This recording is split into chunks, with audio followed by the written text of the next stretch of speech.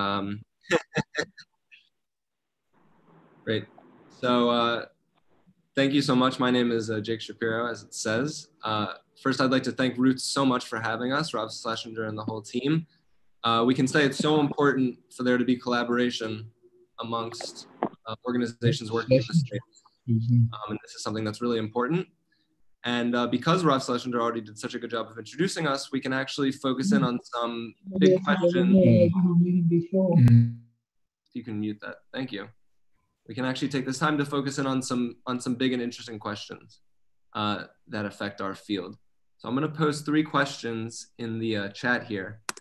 And these are my 3 big questions for today for this discussion. So 1, how do we bring new people and voices into peace building? 2, what are the most important tools in peace building once we have those willing participants?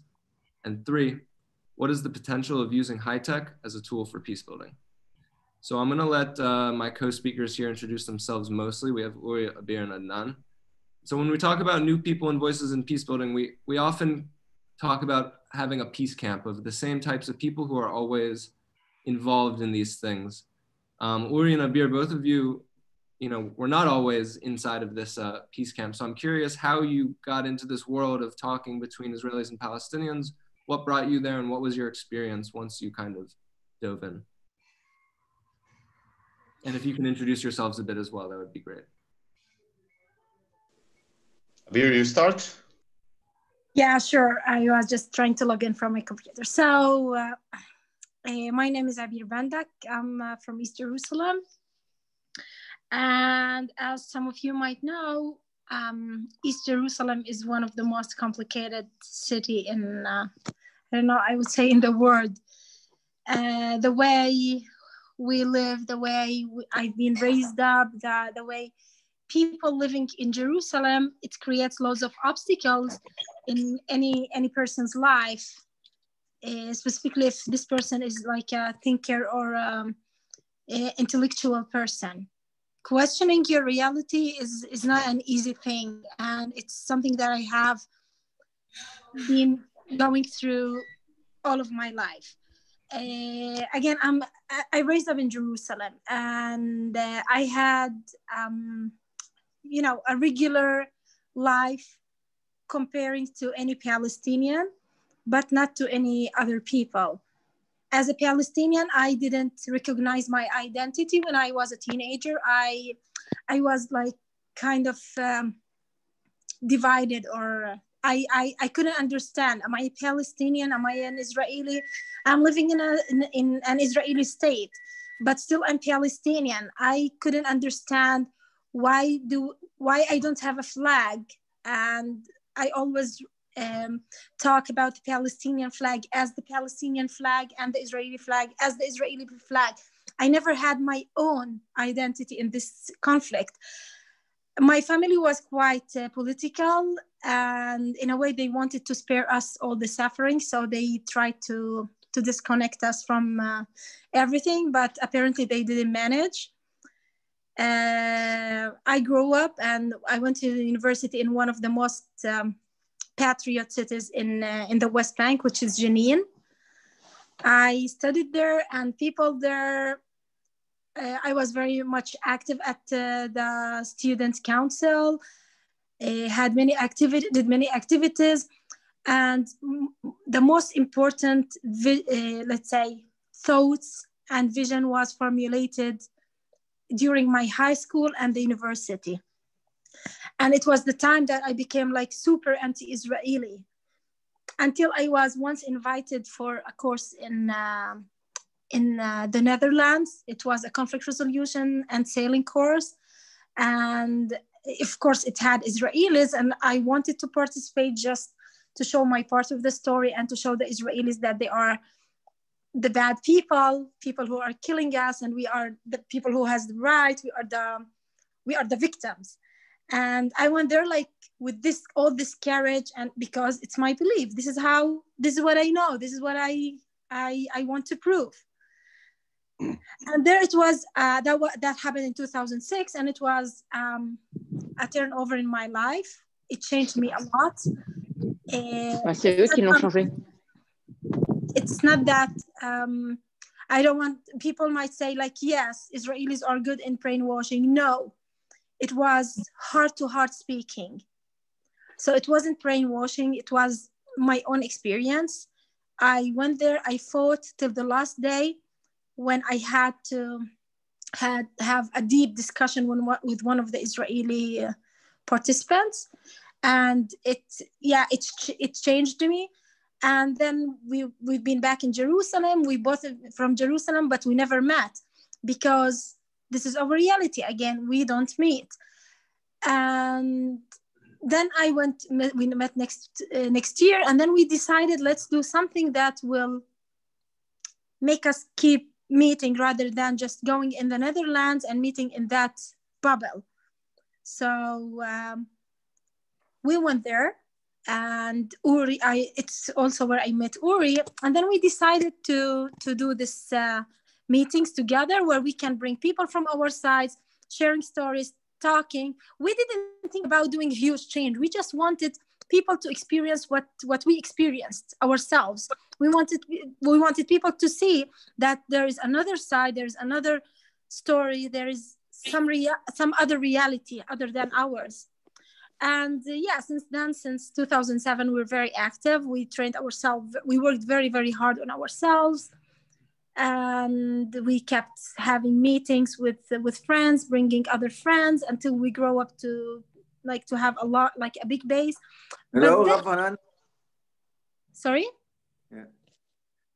Yeah, until... I just entered. I just said hello. Hello. Hi. Until we found out that we want to reach more like people that we can't reach in our meetings, because it was almost at the end, it was almost always the same people coming, people who are like in the middle, or like people who are like not extreme, let's say. And we wanted to reach the extremists if we want to make a real change in our society, because it's not only about having lefties meeting lefties, or like people in the middle meeting people in. We wanted people like really extreme people who do not believe in the other side to meet, because those who matters at the end, changing those people. And it's also when we met Tomer, and like they both of Tomer and Uri will elaborate here, when we decided to do more in combining high tech with dialogue. And there we go. Thank you so much, Abeer.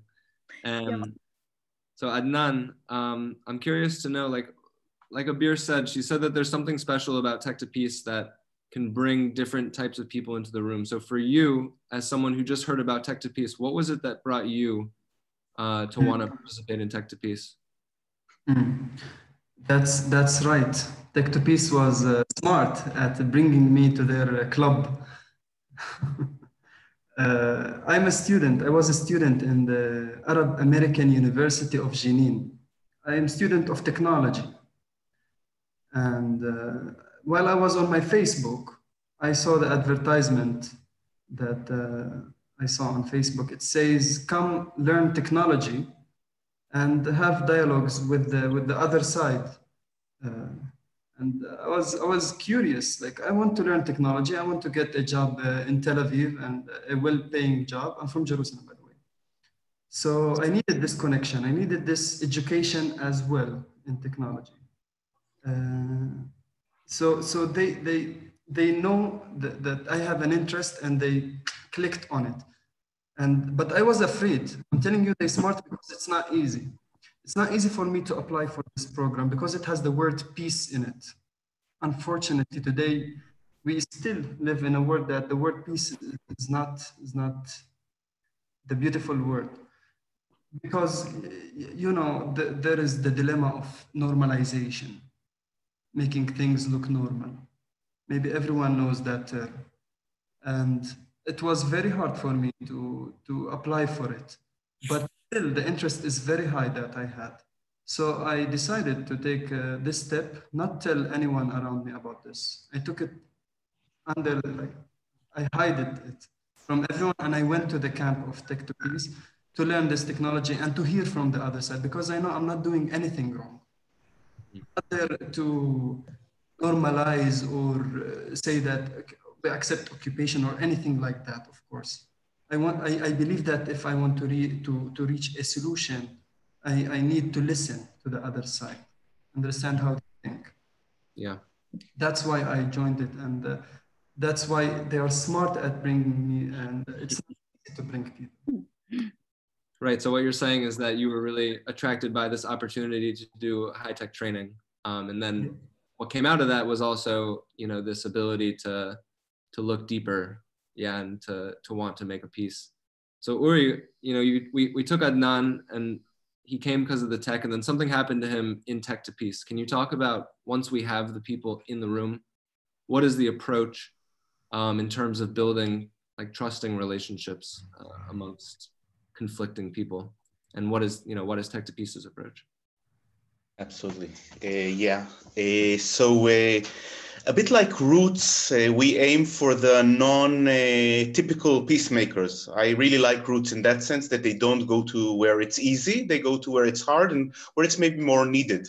And as Abeer and Adnan said, we aim for the people who are, Abeer called it extreme, I call it the mainstream, because in conflict regions, mainstream people are also very against peace. So you don't have to be very, very extreme to be against peace. You just have to be a normal person who doesn't see a solution, which is most people, unfortunately, in Israel and Palestine at the moment. And so what we do with the people that come, that just like Adnan, most of them are actually coming to us for the tech element, okay? We on purpose don't choose people that have a lot of peacemaking experience. We have very few places, and a lot of people apply for us because of our affiliation with Google, with Microsoft, with MIT. We have a lot of people applying for us. So we have a good problems. We wish we could include everybody to our 2-week seminars, but we have only 30 people per seminar, 15 Jews, 15 Palestinians. So we prefer that as many as possible of these 15 and 15 will be people who haven't had any experience or had very, very little experience with the other side. So that means we're starting in a starting point, which is a bit tricky. We're starting with people who came to study high-tech, and a lot of them don't like each other. They know that they are coming to live Israelis and Palestinians, so they did make this giant quantum leap, and I don't underestimate what the leap that they do to actually come, but they don't come with very leftist or very liberal approach. Some of them come very right-wing or very kind of, I'm right and they are wrong, and so we have to deal with this issue, and for us it's a great challenge. Me and Abeer are not only the co-founders, 2 of the 3 co-founders, we're also the trainers. And it's very important for us to do the training because, as Abeer told you, we did a lot of these things in the past, but we did it with more leftist people. So now we have a challenge of bringing people to the room, and we have 12 days. So our gift in Tech2Peace, in a way, is that we might have people who are not so pro-peace, but on the other hand, we have a lot of time with them. And 12 days, when people are in the same hostel, living in bunk beds, brushing their teeth together, eating together, sometimes I feel like we don't have to do anything because the magic is already with the time that this. But of course, I'm not saying we don't do anything, we do a lot. 3 hours a day, every day, is devoted to dialogue. Israelis and Palestinians in a small group are doing dialogue together, and the other group, we're dividing half and half, the other group is going to high tech. And then after lunch, let's say, it's the opposite way there. The other half is coming to the dialogue. So every group has 50, it's only 15 people, 7 and 8, very intimate, 2 trainers, talking about the Israeli-Palestinian conflict in a very, very gradual way. We don't jump from the first day to deal with the tough issues. We don't want to start a World War III on the first or second day. So we start with things with the ice breaking, and then with issues of identity and where you're from, and cultural issues, things that we see that we are a bit different, but it's also very sweet. The cultural differences are not that bad. Somebody asked us about the languages. I will already answer. We talk in English because the Palestinians from the West Bank don't speak Hebrew, and the Israelis don't speak Arabic. So only the Arab Israelis speak both languages, but that's why we speak in English. And this creates a bit of a high level dialogue, because people who are already educated tend to come, the English thing. And just to sum it up, I started saying that we start very slowly, but me and Abeer, our process, because we have 12 days, and because people are also making friends and doing a lot of things in the high tech, so they're doing a lot of the connection outside the dialogue, we feel at day 3, day 4 especially, and towards the middle, that we can go very, very deeply. So we tend to not leave any elephant in the room and touch all the hardcore issues and let people cry, be angry, and go through the whole process of being very disappointed with each other. But because me and Abeer know a lot of we know the process quite, I'm not saying perfectly, we always learn and we always get surprised. We know how to lead the group in a way that is constructive, in a way that we finish every 3-hour session with a positive session, at least that people understand what it's about. We don't aim to bring them to say, wow, it's so easy to solve the Israeli-Palestinian conflict, because me and Abeer don't believe it's so easy. And if people believe, they might see, oh, it's even harder than we thought. But we do want people to understand that the issues are maybe very hard, but that the people that hold the other opinion, at least I understand them and I see where they're coming from. And even, and this is the main thing we want to reach, and I can't say we reach it with everybody, but even the other side, we can empathize with them. So I can really, I don't accept the other person's point of view, because I have total opposite. But after these 12 days, at least I want that to feel, okay, if I was in his shoes, if I was living under occupation with checkpoints on this, I would probably think like him. He's not a bad person, and I get where he's coming from. I'm really sad maybe that he has this opinion. And the opposite, Palestinians feel the same about Israelis. Palestinians need, or I hope after what me and Abeer we go through in these 2 weeks, that the Palestinians might not accept the IDF and might not accept the fact that people want to care about Israel and love Israel and this, and want to have a state of their own, but at least they understand where they're coming from and why they support their side. And this is, I think, something that not many Israelis and Palestinians have. Maybe us as a bit older and people from the US that read a lot, we have this, but Israelis and Palestinians lack this understanding. They see each other as even leftist people sometimes say, okay, the others are brainwashed. I want to make peace with them, but with a big wall. But not a lot of people say, I really get the other side. I really get where they're coming from. And I can really see how they grew up in this state of mind and why they reach. And when you get this understanding and empathy, and when your heart feels for the other person, I know it sounds kitsch and hippie, but I really mean it. I think there's a real, it really breaks like Abeer said that happened to her in Holland. We aim for the same to happen in Israel and Palestine where we do this. Right. And that helps a lot, because tech breaks the walls. Even if you're very angry after a long dialogue session, afterwards you go and code and debug, and the Palestinian helps the Israeli, and together they're doing projects together, and maybe even thinking of a startup together and this. So the tech is kind of another thing that the cooperation is much more, and then the next day you come back to dialogue and fight again. But the tech is a really good breakaway from the conflict to remind that we have also a lot of similar goals in life. Great. So what you're saying, if I understand correctly, is that Tech2Peace is using kind of 2 approaches at the same time in terms of building trust and relationships. You're doing the dialogue on the one hand, having people come in and talk about the hardest issues. And at the same time, they're going and learning high tech together, and working together in teams and struggling together and building relationships, and then carrying that trust back into the dialogue section. Abeer, do you have anything that you'd like to add about the methodology of Tech2Peace? It's just, I want to emphasize that the way we're building up the session, it's not just conflict. We really talk about culture, which is a very important component in dialogue, because if people do not understand the culture and our backgrounds, they wouldn't understand our visions, our thoughts, our beliefs. And that's what we do in the first couple of days.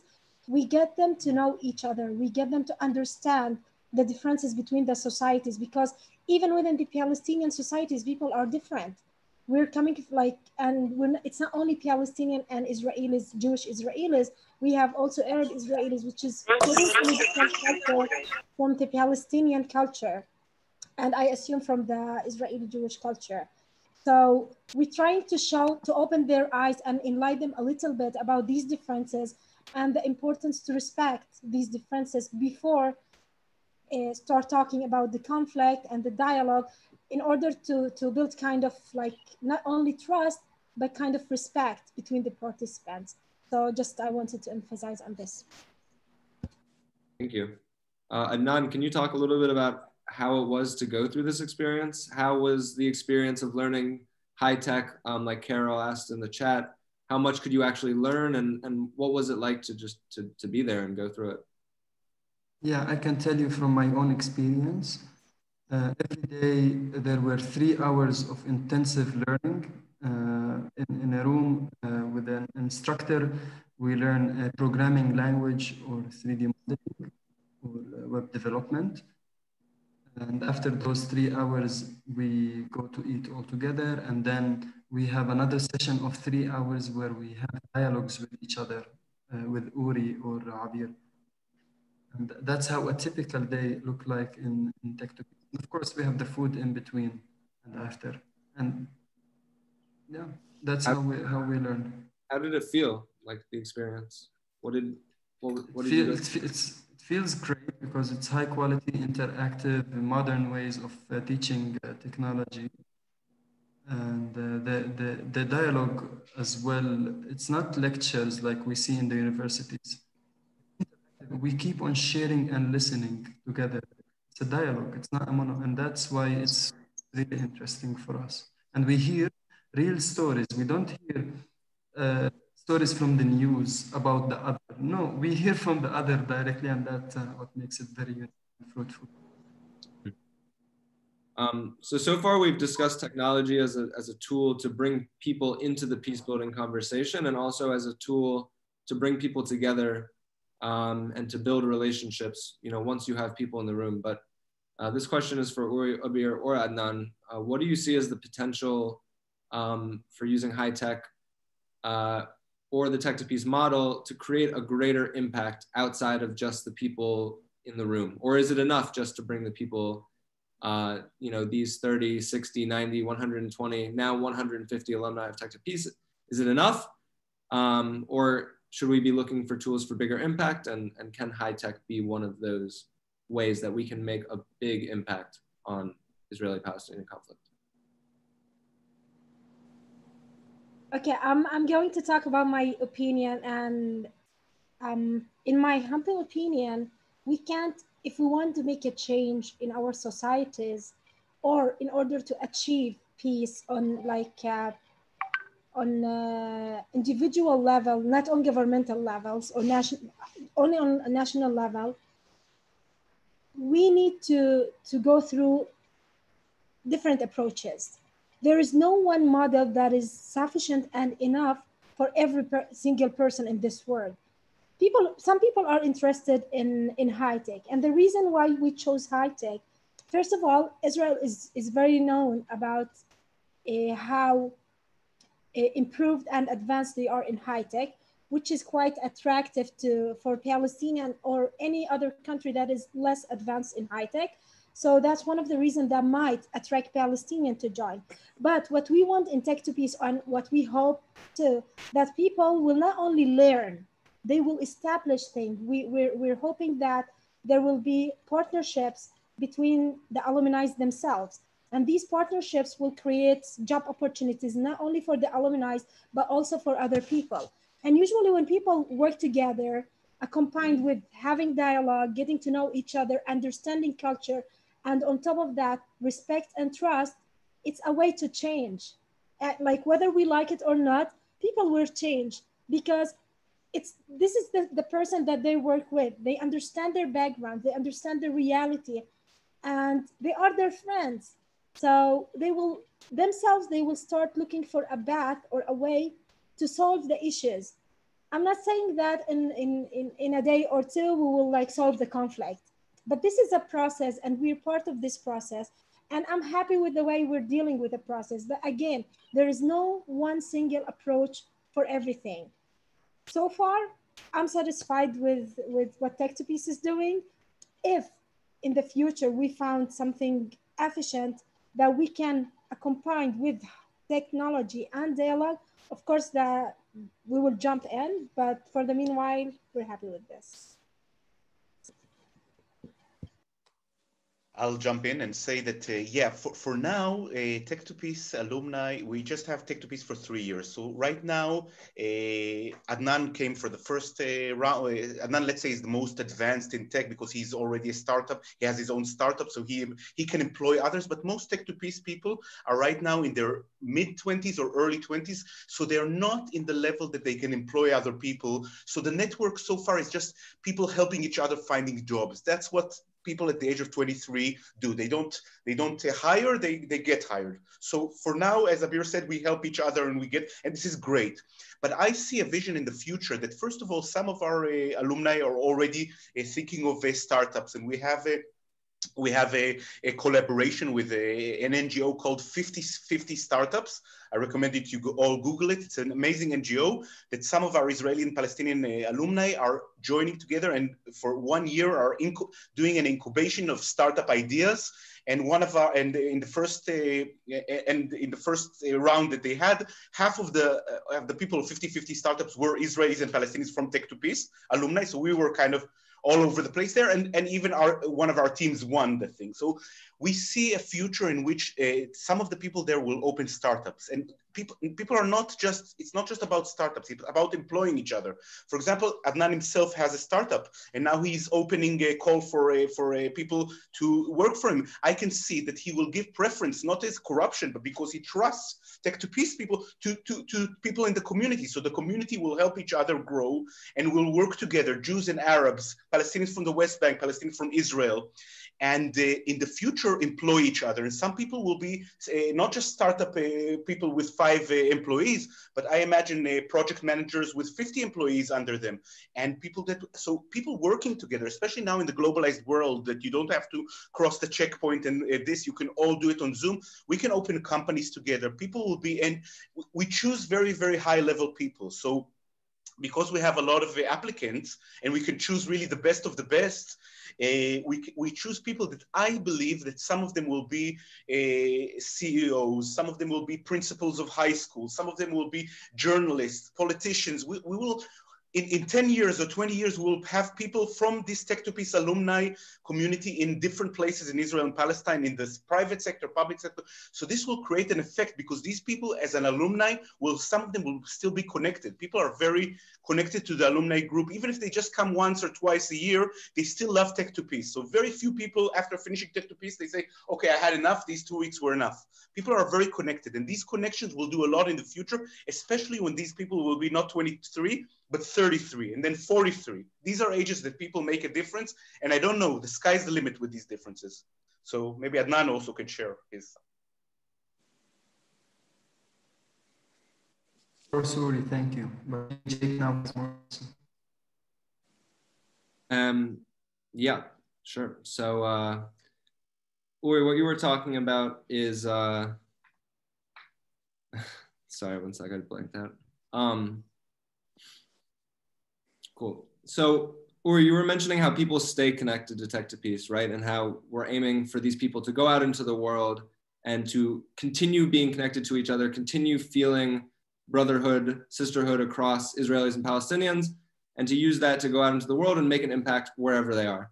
So what is Tech2Peace doing to actually keep these people connected?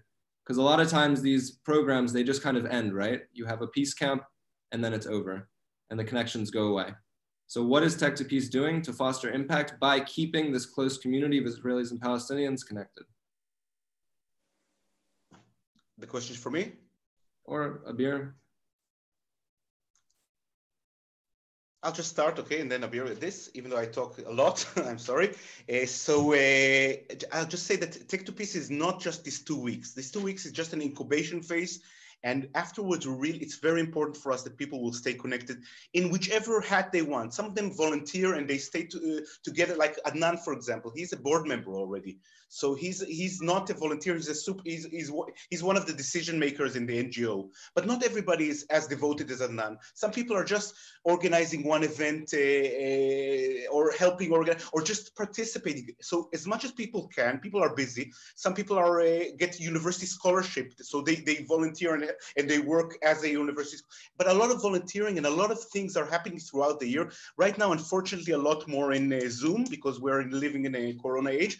But theoretically, we want to have every month a Tech2Peace event, either a weekend or a one-day event in which people will come either to an Israeli city or to a Palestinian city or to East Jerusalem in the middle and do something together, either about tech, about entrepreneurship, or about peacemaking. So, for example, this in November, December, we're going to have a lot of online events, a lot of online courses that people will upgrade their knowledge in different things that they chose, getting very, very high education from university professors. That's just the alumni.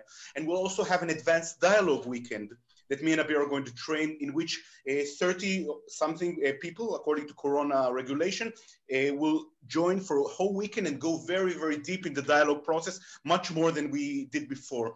So people are connected in different ways. And as I told you, people are doing startups together. People are also connected in different ways that are not only by the Tech2Peace. Tech2Peace is an umbrella thing, but if people have ideas or things they want to do, Tech2Peace will never stop them. For example, I'll just give the last example. Some people from Jerusalem, East and West Jerusalem, came to us and said, let's do a local thing in Tech2Peace in Jerusalem just for us, East Jerusalemites and West Jerusalem. And that's amazing. And they do just, right now, again, the Corona made things harder, so but they made their own WhatsApp group and they're meeting and they're doing stuff, and Adnan is one of them. And they just even do casual stuff. And Adnan is organizing a hackathon that maybe he can tell you more about. And Tech2Peace people will be invited to. So there are so many events, and the alumni give a lot of the input. We want this, let's do this, let's do that. This is what we want. The only thing that I would like to add here, that in Tech2Peace, we're not just giving a training or dialogue sessions, we're creating a community. People in Tech2Peace, they are not joining because, like, after, of course, people at the beginning, they come because either they're interested to hear the other side or they are interested to get trained in high tech. But after the seminars, like, I don't want to exaggerate, but most of the participants, they keep in touch because they feel related. They feel part of the family of Tech2Peace. And Tech2Peace is just a regular family, a bit bigger than any family. People inside it, either they are quiet or they are very active. And that's the case in Tech2Peace. I also, maybe, yes, we do activities, but the alumni themselves, they are very much connected. They are very much active. Even without us, they will keep in touch after Tech2Peace, I would say. Of course, they need some support, and that's the role of, like, the parents in the family, if we can say, to give the support. And that's what we're trying to do through all the alumni activities and meetups. So in general, we're creating a community, we're creating a huge extended family that they care about us. And we hope that even the most quiet person in the family will keep being active. So yeah, that's it. Amazing. So just to, I'll just sum up our conversation before we move to 15 minutes of Q&A and end at 10:30. What we discussed is how Tech2Peace is using technology to bring new people and voices to peace building, to bring people that might not have been interested, might not have found a way to meet the other, to bring these people to the table. And then using technology as a shared interest to build trust in relationships that are carried into conflict dialogue, where the hardest issues are addressed. Tech2Peace is working to maintain a connection amongst its participants, which will hopefully lead them to continue their partnerships throughout their professional lives, whether it be in high tech or other industries, and to spread this message of coexistence and peace, and to actively work towards it throughout their lives. I think what can be pulled from this, because not everybody in this chat is, in the field of technological peace building. I think what can be pulled from it is that the idea of using a shared interest to bring people together, to find common ground, but not leaving it there at the shared interest, but also eventually, after you build trust and relationships, bringing up the hardest issues, having the hard conversations, and really trying to understand each other, and then finding ways to continue the connection afterwards. So now I think we can move to some of the questions that are in the chat. Adnan, there was a question. Were there any times that you felt defensive when you were participating in Tech2Peace, or did you feel, attacked or vulnerable? Can I ask a question through the microphone? Let me just start with this first question from the chat, and then I'll come back to you, Okay. Carl. Thank you. So did I ever feel defensive or attacked in Tech2Peace? Yeah. I won't say that. I would say I have faced contradiction in opinions and different points of view. And it's challenging because you're listening to something you never believed in or thought about.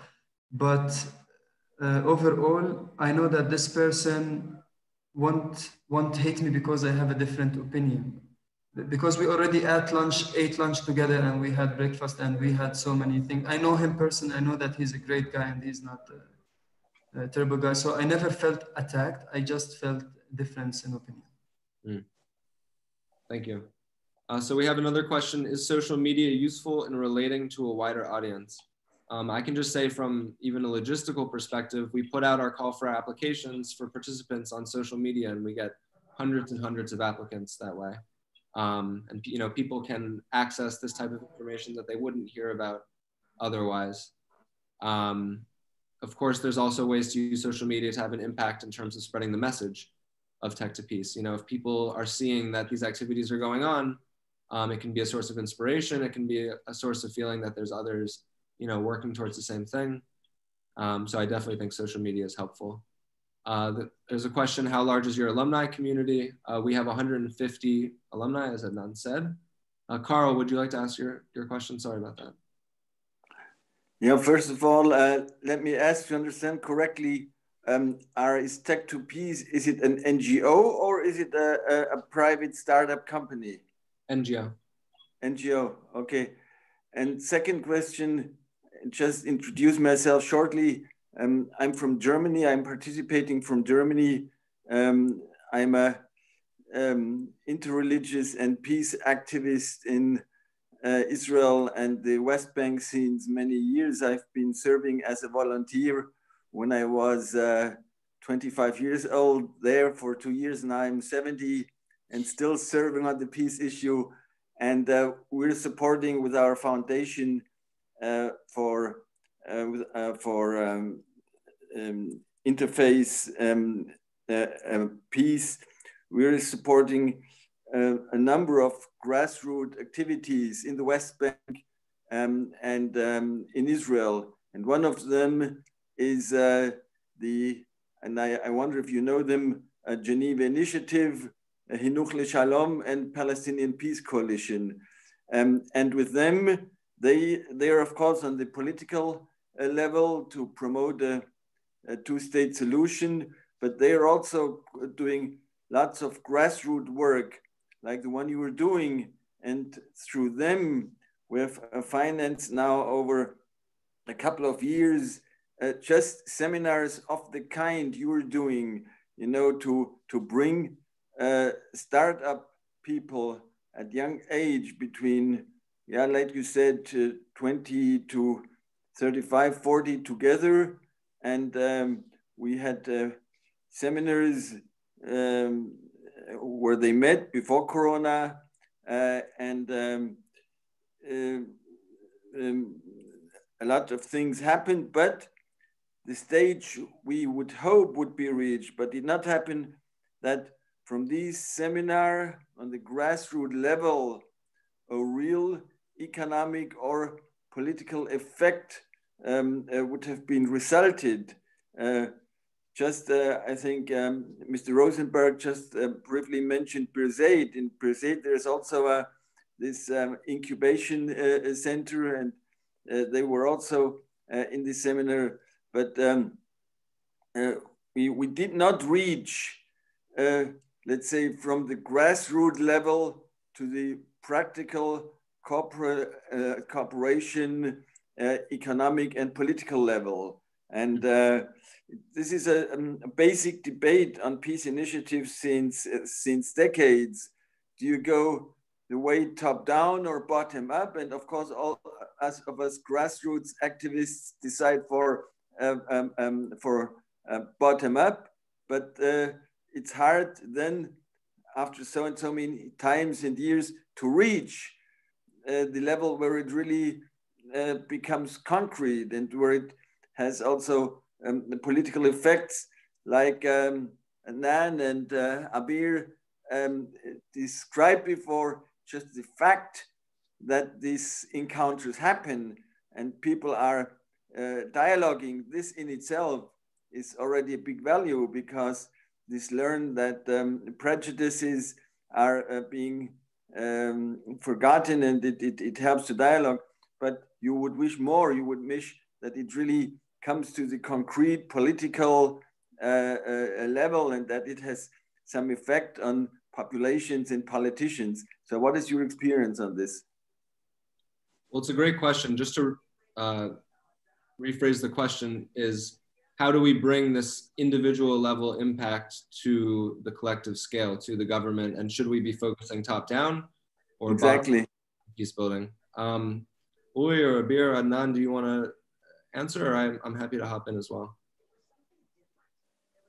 Yeah, Jake, give your answer also. So I guess we all have. I have a partial answer, I think. Can I step in? Please, please.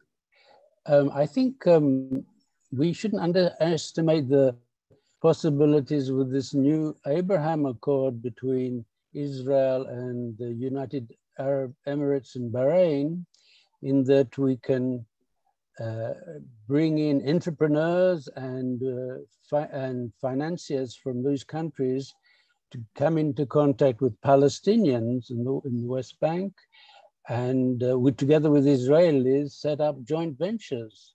I think that's an intriguing possibility. I don't know if anybody's thought about that. Mm-hmm. Yeah. Very true. Right. I think one of the things that we're seeing is a big interest in economic cooperation between Israelis and Palestinians. And it makes sense. It benefits both sides economically.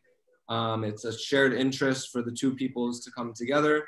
And of course, the Trump administration put a lot of emphasis on this type of economic cooperation. These new peace deals open the possibility for new types of economic cooperation.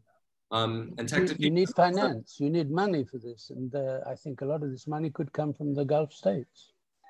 Right, so there's big possibilities. And I think Tech2Peace, we're also trying to take advantage of this by using technology. But I think one important distinction that we're making is that we also have to do the dialogue and also have to, have this sharing of narratives, and it can't just be business, shared business. It needs to be something deeper, because at the end of the day, there are deep, collective traumas, strong positions that are held. And so we can do things at the surface level, but eventually, that can crumble. Whereas when you build the relationships as you go, purposefully, it can create a more sustainable impact. So I think what we're arguing is collective impact through both models, through a large-scale economic model, as well as through individual relationship building, which is, just necessary at the end of the day. Abeer, do you have something to add? I would like to answer Carl's question. How can an individual impact reach the collective, the people, the society?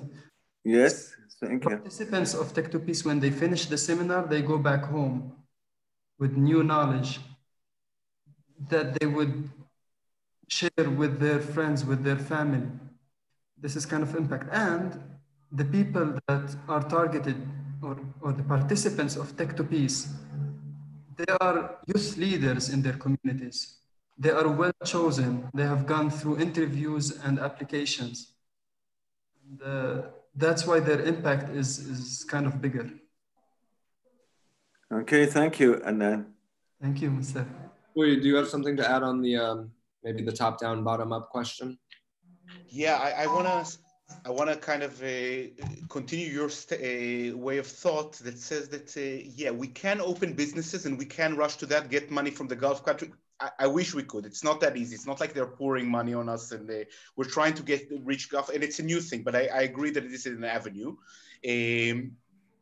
But I also agree that the bottom up has more effect. It has a more ongoing effect, because if somebody just opens a business together, yes, it's good two people open a business. But in Yugoslavia also they had businesses, and they were even married, Bosnians and Serbs. So people did live together in this. But once things erupt, everything can kind of disappear in 1 second. So my lesson from other conflicts, I'm also a PhD student, and I'm working on Turkey, and I see the Turkish society also, the Turks and Kurds, that working together is not enough. It is something that Israelis and Palestinians should do, but also the elephant in the room should always be present. So the special thing about Tech2Peace, and I think it's a more slow way, and Carl, you won't see the effect tomorrow.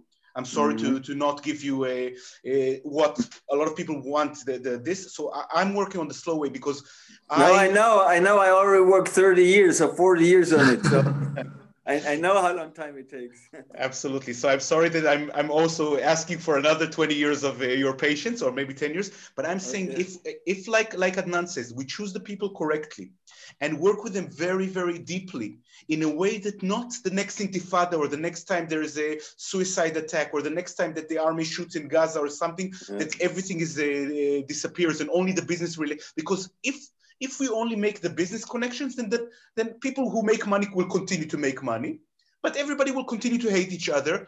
And I don't know if money is enough of a tie.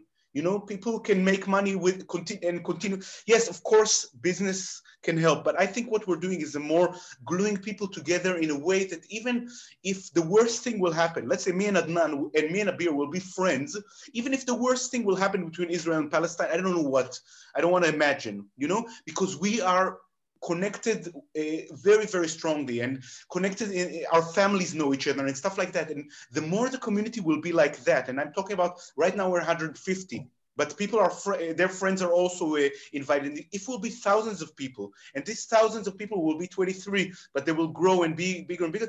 These thousands of people are the next educators. They're the ones who will write newspaper articles when something bad happens, and they will frame it in a different way because they have friends on the other side and they know the other side. They're not just doing business together. So I think don't give up on the people-to-people approach just because it's hard, because I think it is part of the story. It's not the only part of the story. And when you just go for that, you just go for the leftists, and you tick a box and say, okay, they met each other, great. So I know the disappointment from the Oslo Agreement and all these people-to-people things at one time, but if people do it for a long time and they are also involved in each other's lives in a business way, so this combination, I think, can do wonders.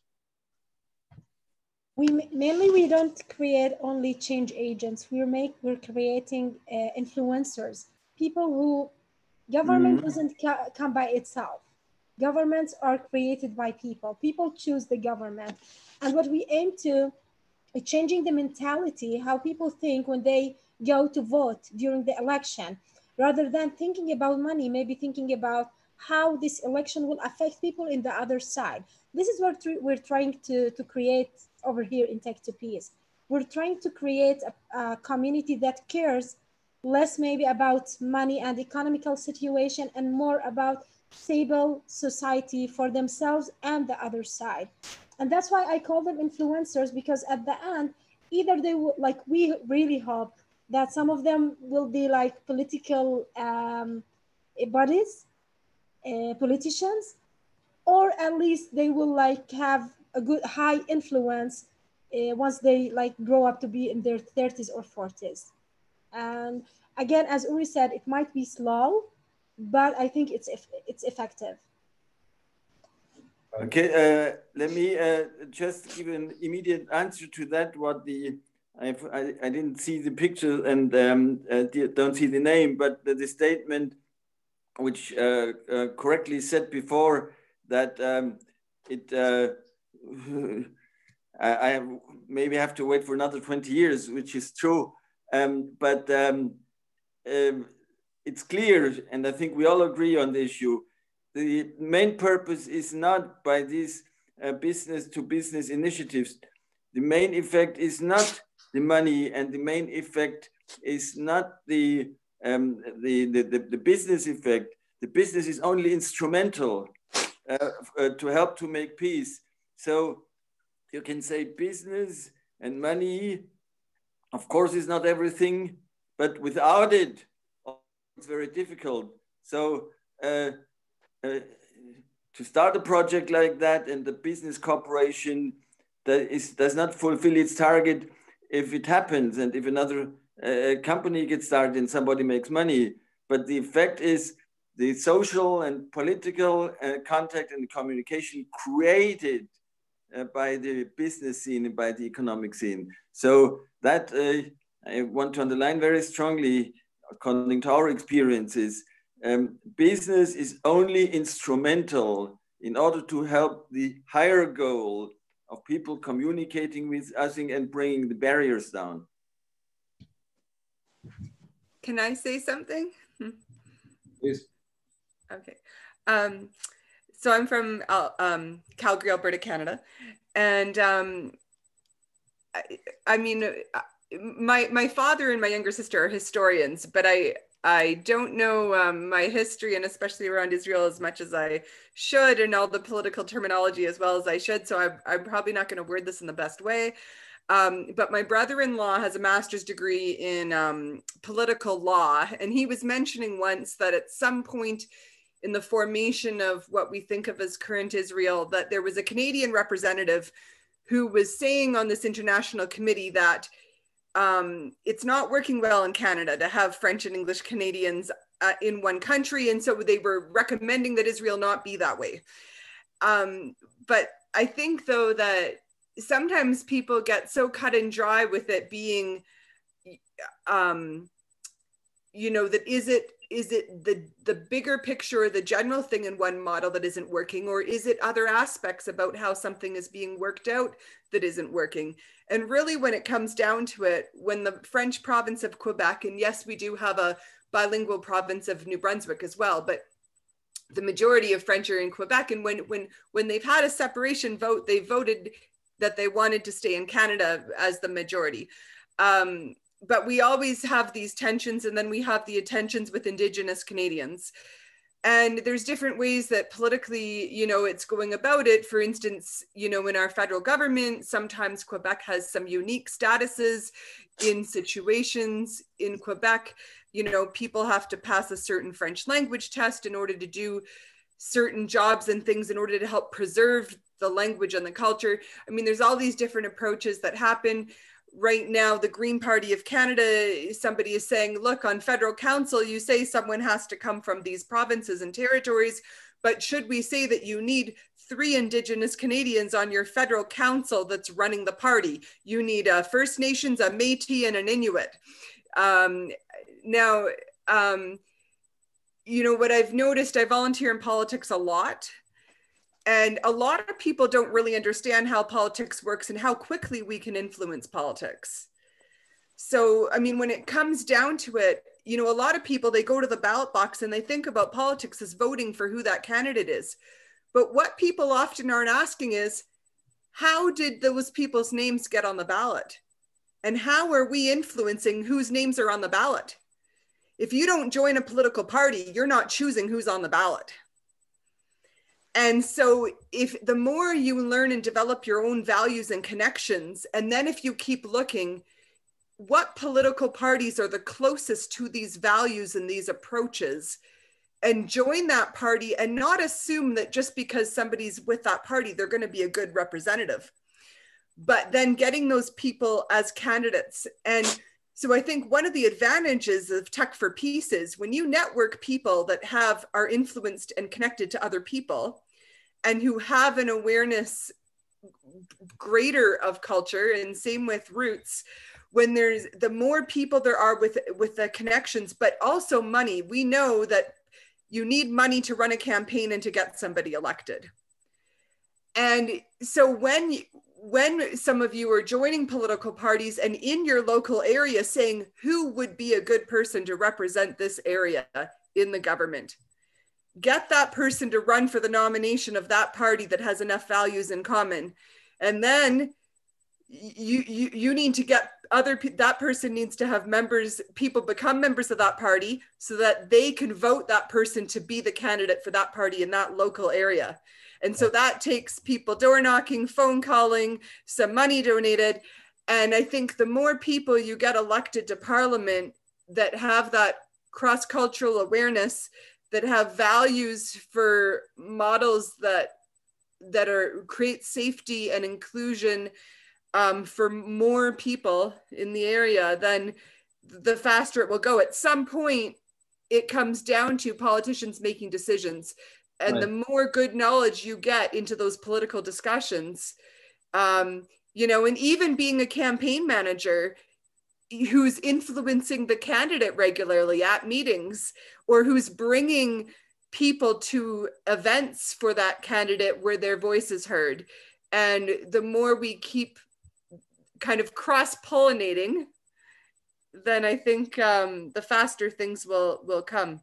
Right. So if I understand correctly, what you're saying is kind of advocating for a bottom-up approach to influence the top-down processes, saying we need to build the leaders, we need to build the future leadership, not just the politicians, but the campaign managers and the aides and the staffers, so that they are people that are bringing positive values to these offices, and then from the office can then make top-down. Yeah. And so in encouraging people who are coming from, you know, Tech2Peace and Roots and all these organizations to get involved politically, because when it comes down to it, if someone's a campaign manager, a volunteer coordinator, the comms chair for a campaign, the strategist, the personal assistant to the candidate, you know, depending on how big the campaign is, depending on how many high-level people on the leadership team, those people have a high chance of being hired as a staffer in the ministry if that person becomes a minister of a department. So, you know, getting involved in a political party, being a part of recruiting a candidate, same with recruiting board members. Who are the board of those parties? Who are the federal council or the whatever?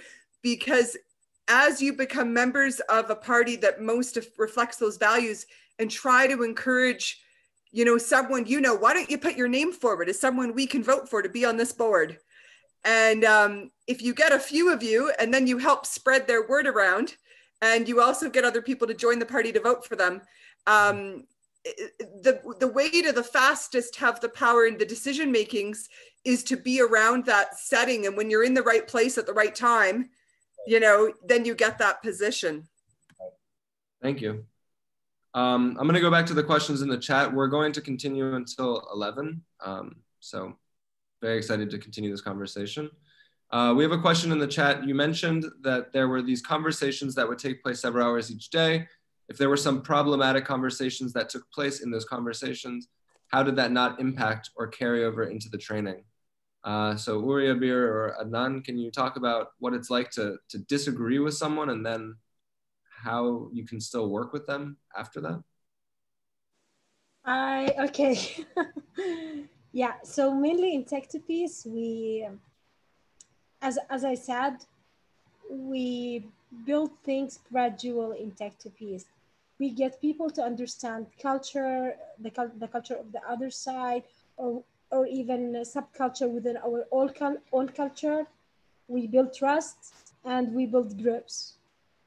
And we make sure that whatever going in our session is going in a safe environment. And safe environment means that people need to respect each other. People need to talk logic rather than just accusing each other.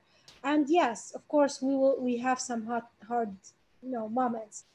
And the way we deal with that, for people who are not, because people are not familiar with Tech2Peace, we divide the day into like 2 parts. The first part, we give half of the group learn with us for 3 hours, and the second part, the other part, learn with us. But in the evenings, we have free times. And that's the time when we deal with people who has like hard time during our sessions. So our work in Tech2Peace doesn't end after the 3 hours. It continues till like the next day. We keep, if it needs to have a night-long talks, we do this. We make sure that people understand we're not there to fight, we're not there to accuse each other, we're there just to understand each other. And they know that we're not framed. We're not coming with an agenda other than creating understanding, because we're not really promoting any solution. And that's why people listen to us, because we don't come to them and say like, yeah, we're promoting one state or two state solution or whatever. We go to them and say, we just want you to talk and hear each other. And when it's very, very hard, and I don't know if it's wrong, but sometimes we have to share our personal experience in Tech2Peace, which so far was kind of magical. It worked well with us. It helped a lot. Listening to people, talking with them, and sharing your personal story helped a lot with our alumni. So I don't know, maybe Uri wants to elaborate more here. Yeah, Abeer described beautifully. I just want to say that if people are angry at each other in their hard moments, it's actually, I know it sounds like a cliche, but that's actually what we're aiming for. If somebody comes out of Tech2Peace 2 weeks and didn't cry, didn't get angry, didn't get confused, didn't come to me or to Abeer and say, oh my God, this is so difficult. I don't believe I came here. What am I doing here? I want to go home. I don't know. If anybody doesn't have a breakdown, sorry to say that, we didn't do a good job, because we want to touch the things. As I said, we see it as like a doctor's appointment. And if we don't touch the core, we have 12 days to play God. Sorry to say that there's some religious people. And when we play God, it's very delicate, but we have to do it very smartly, because after these 12 days, people are going, and yes, they're part of the network, but if we don't do the right operation in these 12 days, this person goes and he can not change, or change in a bad way in this.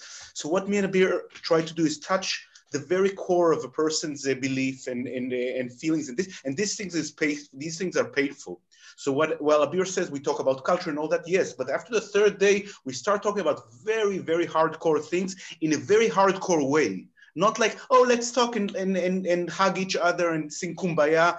In 48, this is what happened, and this is what happened in the Fatah. No. Let's talk about it. Let's tell stories, personal things that are very, very deep. So we want these things. But as Abeer said, because it's a whole day thing, and because people are going to high tech, and because me and Abeer are working with small groups, and we have a lot of experience, not to sound arrogant, but we did a lot of things where we saw a lot of things that are happening. So we kind of did all the mistake possible. And even if we still do mistakes, the next time we correct them. So I think this is really good. And as I said, these bad moments are the moments that people are crying, and this usually they bring afterwards to hugs, because I don't know why, but sometimes, just like if you have a spouse and you cry and you get angry and you get emotional, you take all your the S words, you take everything out on them. Afterwards, you can hug them in a way you'd never hugged them before. So just like a couple, sometimes these fights, if they are done in a safe way and in a good way, and people respect each other, are good. I think also between Israelis and Palestinians like that. So we aim for these fights, we aim for these disagreements, we aim for these kvetches of the heart, and we want them, but we want to do them in a safe way, in a good way, in a constructive way. And one small thing, a technique that me and Abeer use, just a little secret, professional secret, sometimes when we see that the conversation is derailed to a very, I don't know what, crazy pro-Palestinian point of view or a crazy pro-Israeli point of view, which the other side is not answering and they're silent. This sometimes happens in Israeli-Palestinian. Then sometimes me and Abeer take the opposite side. So for example, I come and talk as if I'm a Palestinian and say, wait. This is what happened to the Palestinian, and people are shocked. And Israelis saying that. Or Abeer is doing the opposite. She comes in Israel. So we confuse the group a bit, and we show them that if me and Abeer can show the other side and can really kind of it's kind of reshape. So a lot of these little tricks, it's not tricks. These are methods that we use to kind of reshape the conversation or bring them in small groups. Small groups do magic. Things go out of control. Make 2 small groups, one with me, one with Abeer, or even 4 small groups, and me and Abeer just run around between them. There are a lot of small ways to deal with conflicts, and in the end, people are so good and so positive. Very, very few times we found unsolved conflict. The people that came out said, "I'm angry. I can't like." I have zero experience. I think that people coming out and say, "I hate the other side and I don't want anything to do with them." It's always the other way around. Right, and there have been, you know, many people that have very strong views that you would assume that they, you know, they couldn't have a good time in Tech2Peace, and that also addresses Yitzhak's question, which is if there are explicit political red lines for Israelis and Palestinians who wish to be a part of Tech2Peace. Have you seen anything that, you know, someone said, I can't do this because I believe in this thing? Or can you give us examples of people who, you know, have had beliefs that you think would be a red line but didn't prove to be? Does that make sense?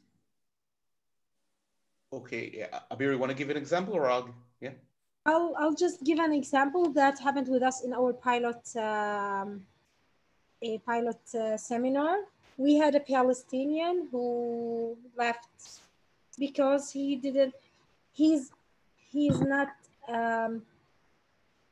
he's not an aggressive person. He's not an anti-Israeli person. But what we were doing was too much for him, because he wasn't sure how he will deal with his reality and his society after getting back, and he didn't want to be outside his comfort zone. So he said that he will leave now. Maybe after a few years he will rejoin, and that was I think the only situation that we had in Tech2Peace. But yes, of course, we might have be like something like this, because some people, what we're doing is challenging. We're not doing something normal. We're not doing something easy. We're doing something challenging. Many people raised up with hate, with fear from the other side, full of anger. And those people to come and ask them just to sit with their enemy, it's not easy. And if they don't just go through the process, they wouldn't understand that. So some people might like pull back from after 1 day or 2 days because it's more cultural, and they will see like, yeah, this is kind of normalization or whatsoever. But if they just wait until the 3rd or 4th day, they would understand it and they would absorb it. So we're trying our best with people. Sometimes we have people say like coming just for dialogue. They really want to talk about it. Some people are less political, but so far it was only one case that we had. Like this person left. Thank you. And from my experience, first of all, people have much less red lines than they pretend to have when they're all tough in this. And second of all, when people know each other, they already don't cross the red lines. There is some, I guess, some common sense that people develop, and they are gentlemen, and they don't push even if somebody, I don't know, really doesn't like the other side. After 3 or 4 days, when me and Abeer start talking about the subject, you don't want to poke the other side and make him feel defeated. This is not a debate. You know, we're building it in such a safe way that even if you want to really humiliate the other side, something inside you as a participant will not do it, because you just love the other person and you want to give him respect. So I think, and again, people have less red lines than I thought. You would be surprised how much people come very defensive and are ready to talk about things that Jews and Palestinians never thought that they would re-question and re-evaluate. We have Jews discussing with Palestinians things that for them is a red line. For example, Zionism. I come as a Zionist, there's no, and suddenly Palestinians are questioning, and they're ready to open up this. It doesn't mean that they become anti-Zionist afterwards, but they're ready to open up the very basic of their identity, that there should be a Jewish state. People are ready to open up this. Afterwards, they usually stay in the same position. I'm not saying that people change 100%. And also with Palestinians, there are some things that are holy to the Palestinians, like the right of return, like the refugee. But when you open these things up and touch them in a very delicate way, you can find people, most of the Palestinians are ready to challenge themselves and even discuss among themselves. Some of the most interesting discussions are between the Palestinians and themselves. The more radicalized ones, the ones that are still very tough, and the ones that are getting softer. And they're kind of, the discussion between themselves, something in Arabic, and between the Israelis themselves, those who are going a bit more forward and don't, are very interesting. So the group's dynamic makes, it's not just a one-on-one thing, it's a group, and the groups somehow solves each other, because the more angry person gets hugged from the less angry people, and somehow this group therapy thing works. This is the magic of Tech2Peace, and it works. And one more thing I want to add, because about what Uri was saying, for example, when Palestinian talks about Nakba, after the seminar, they wouldn't say like, or the right of return, they wouldn't say like, okay, we're giving up the right of return. Of course not. But at least they understand what is the problem, why the right of return is problematic for Israelis. And this is very important when they start understanding how it goes in the other side. Why does the other side look at Palestinian that way? Why would the soldiers standing at a checkpoint point at the Palestinian? They don't understand that these soldiers who are 18 years old are scared. Like, they don't understand it. This is very simple. But after sharing, they will understand it. I'm not saying that they will go back home to defend soldiers, but deep inside them, they will understand this. And next time they are passing a checkpoint, they will think, okay, I don't really need to go like with an angry face. I will just be calm, because they know that they are causing confusion and fear for that soldier. And of course, it's not the case with every soldier, but this is a simple example. I agree on this very much, Abeer, from any experience. You're very right on this. Yeah. I know it's also true when you bring Americans into this situation, that it's almost impossible for them to imagine that the person sitting opposite them can't really necessarily speak freely.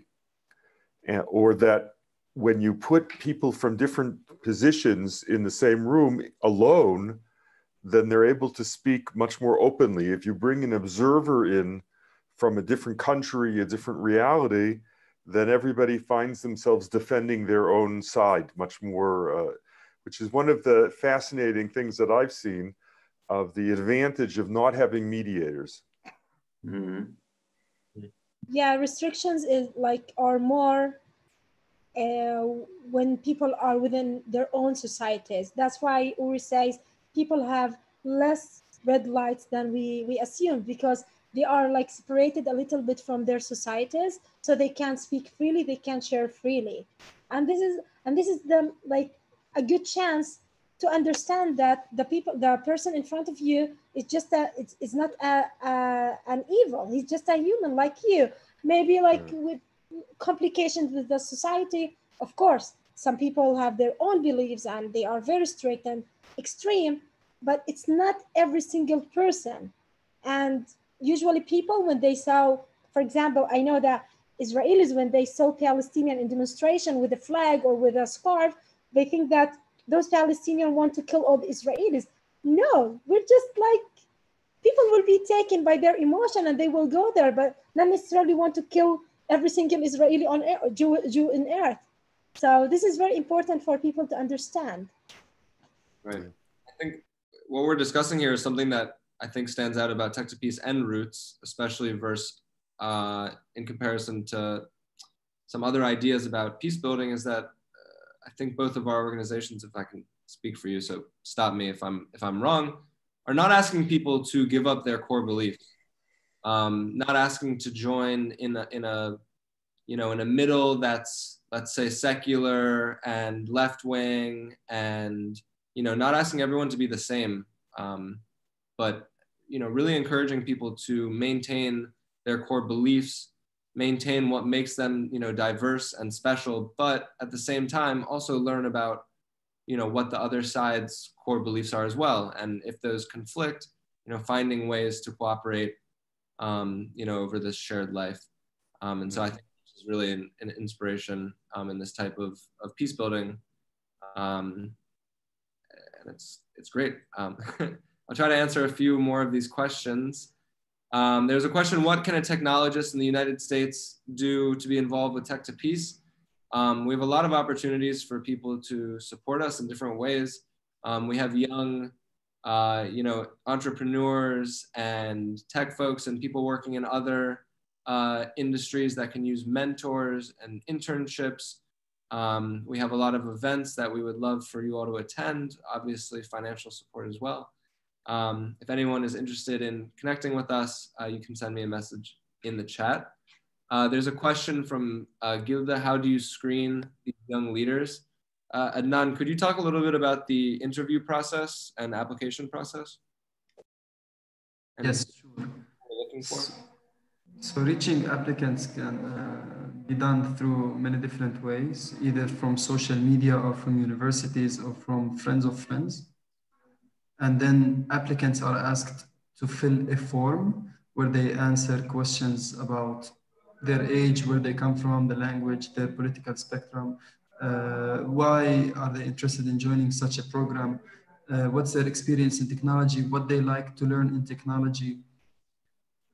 And then we receive those applications and then we evaluate them. A team of Tech2Peace, usually we love to include alumni of Tech2Peace or volunteers of Tech2Peace to join answering those, evaluating those applications.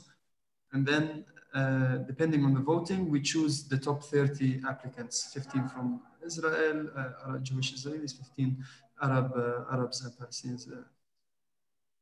And then chosen, we phone or video interview them. Lately, we started video interviewing them and asking them further questions to check their English language, to check their willingness to participate.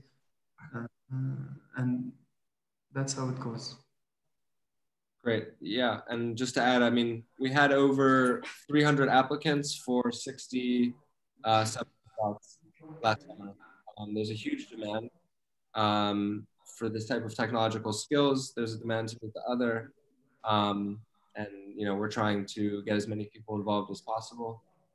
One thing I would love to share, in the last interview, he's a Palestinian from Nablus. He was interviewing a Jew from Tel Aviv to accept him in this program or not. And this scene for me was amazing. Really amazing. Quality and balance. So we'll leave the last few minutes for us, Justin, to close. On behalf of Tech2Peace, I'd like to thank everybody for spending time with us. I thought it was a really interesting conversation outside of, you know, what we do, talking about peaceful. And I would love to continue it. So maybe I'll see you all back here. Thanks. I want to thank the Tech2Peace people. This was really wonderful. I was very, very impressed. I was inspired. I learned a lot.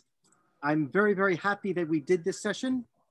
And thinking about how we arranged the session, I want to tell a short story. It relates to one of the questions that was asked about the place of social media. So this session actually began with a friend request that I got on Facebook a month ago. A young woman from Bethlehem sent me a friend request.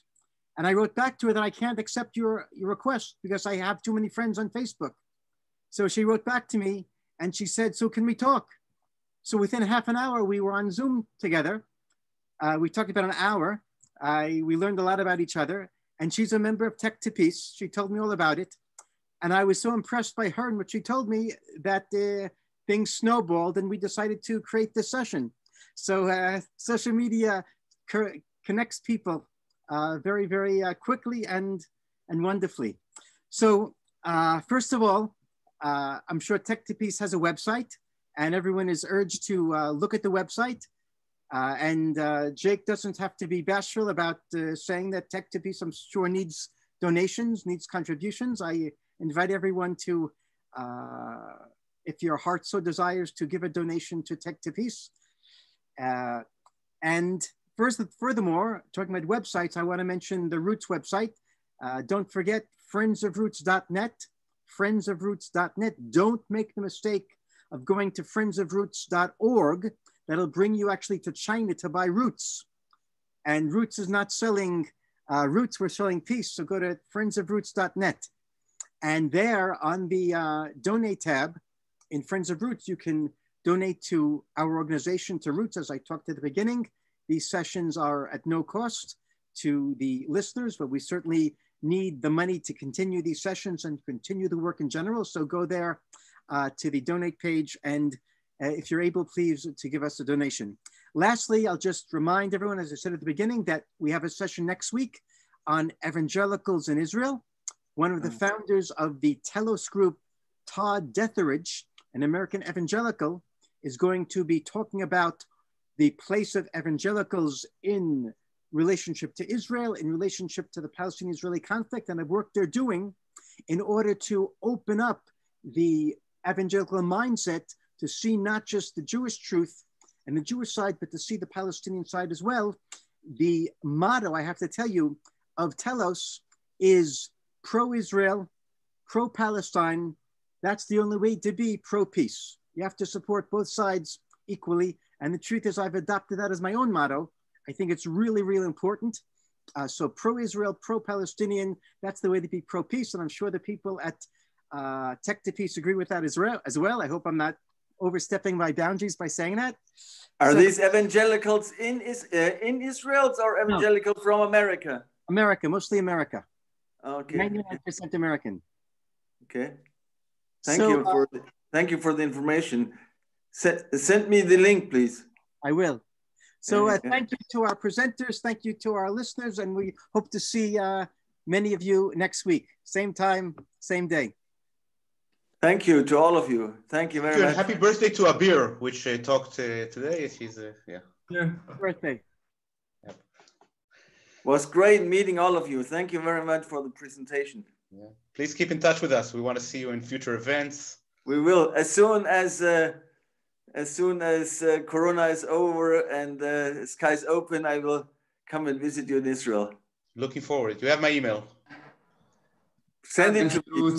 Thank you, everybody. And I want to thank Tom for taking us on a Navy tour. You did a great job.